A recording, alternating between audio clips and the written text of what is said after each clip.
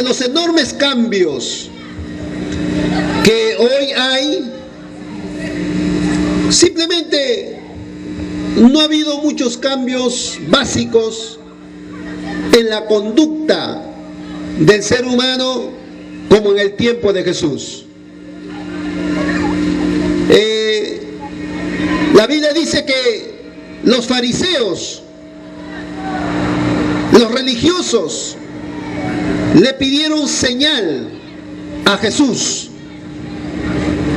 Y Jesús rápidamente los condenó. Esta generación mala y adúltera pide señal.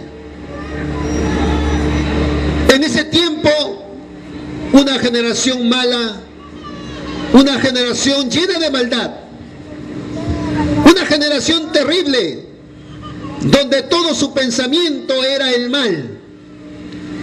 Y eso no ha cambiado hoy en nuestros tiempos. En este tiempo en el cual hoy vivimos, la maldad se ha multiplicado mucho más que en el tiempo de Jesús. Si bien es cierto, hoy la maldad está latente frente a nuestros ojos, las inseguridades, las violencias, los maltratos, las violaciones, gloria a Dios, todo eso es maldad ante los ojos de Dios. Y Dios rápidamente lo vio en esa generación. Y déjame decirte, querido amigo, querida amiga, que esa situación no ha pasado. Sigue siendo la misma que hace 2000 años. Una generación llena de maldad. Hoy en nuestros tiempos estamos, nosotros hermanos, amigos, estamos viviendo los tiempos más difíciles que posiblemente pudiéramos nosotros ver hace muchos años atrás. La maldad se ha multiplicado en gran manera en la raza humana. Ya no hay un control, gloria a Dios, de moralidad. Ya no hay un control, gloria a Dios, en nuestros propios hogares. La maldad se levanta en nuestros propios hijos, en nuestra propia familia. La maldad se multiplica. Salimos a la calle y hay maldad. Salimos al centro y hay maldad. Viajamos y hay maldad. Por la televisión se ve la maldad. Por la radio escuchamos la maldad. En nuestros propios hogares está la maldad. Y Jesús dijo en ese tiempo: esta generación mala, llena de su corazón de maldad, demanda una señal. Es que sucede que esa generación, esas personas, no sabían quién estaba en medio de ellos. Ellos todavía no entendían que el Dios de la gloria había descendido sobre la tierra en hace 2000 años. Jesucristo había tomado el cuerpo de un hombre para poderse hacer semejante hombre, para poder salvar a la humanidad entera.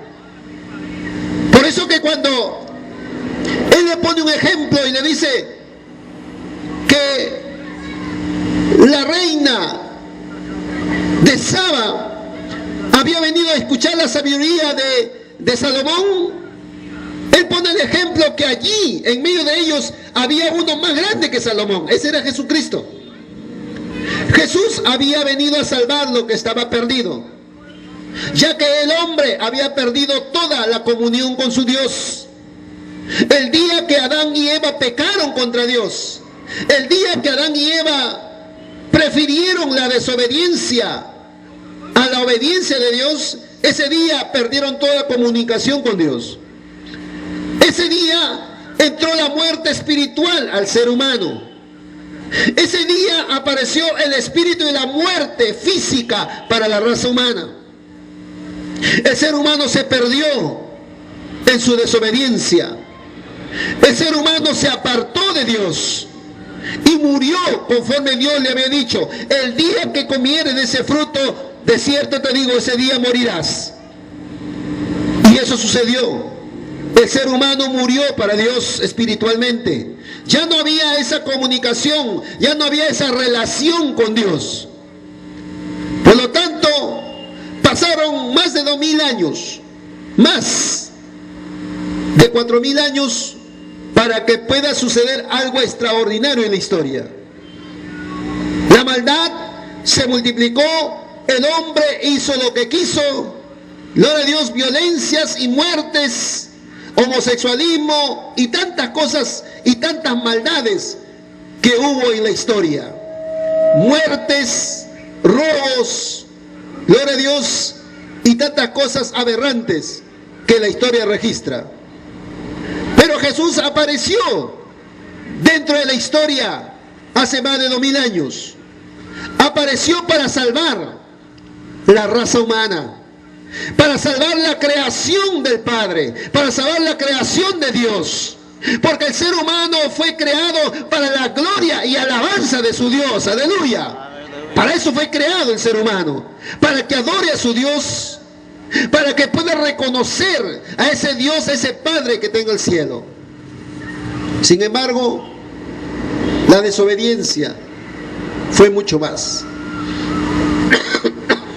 Y por muchos años, miles de años, el ser humano ha vivido separado de Dios. Pero Dios no se iba a quedar, gloria a Dios, conforme con lo que el enemigo de la raza humana, Satanás, había hecho con Adán y con Eva. Y Dios tuvo que preparar, gloria a Dios, una estrategia. Él tuvo que preparar un programa de salvación para la raza humana. Y eso es a través de Jesucristo el Señor. Jesús vino a la historia, Jesús vino y vivió con nosotros, Jesús vino y nació aquí en medio de nosotros, en medio de la raza humana. Se hizo hombre, gloria a Dios, para poder salvar todo lo que estaba perdido, gloria a Dios. El ser humano que está sin Dios en su corazón, el ser humano que está sin Cristo en su vida, está muerto para Dios. Conforme dice la palabra, está muerto para Dios. Esa misma generación de personas estaba demandándole una señal a aquel Dios hombre en la tierra. Por eso que cuando Jesús le confronta a su pregunta, le dice: esta generación llena de maldad, esta generación adúltera demanda señal a su Dios. Porque Jesús conocía el corazón de esa perversa generación. Una generación adúltera. Y cuando hablamos de adulterio, no solamente hablamos de un adulterio físico, de una relación fuera extramatrimonial. No, hablamos de adulterio espiritual. El ser humano, gloria a Dios, adultera constantemente con el pecado.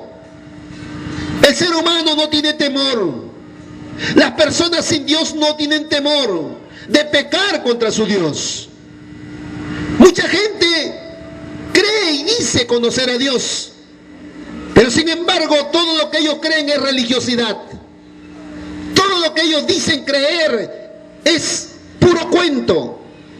Es algo que sus abuelos o sus padres o por allí escucharon, pero no conocen a ese Dios de la gloria de verdad.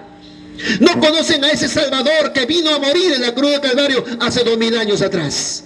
No conocen ese sacrificio que tuvo que hacer el mismo Dios por cada uno de nosotros. El ser humano está lleno de maldad y eso no ha cambiado.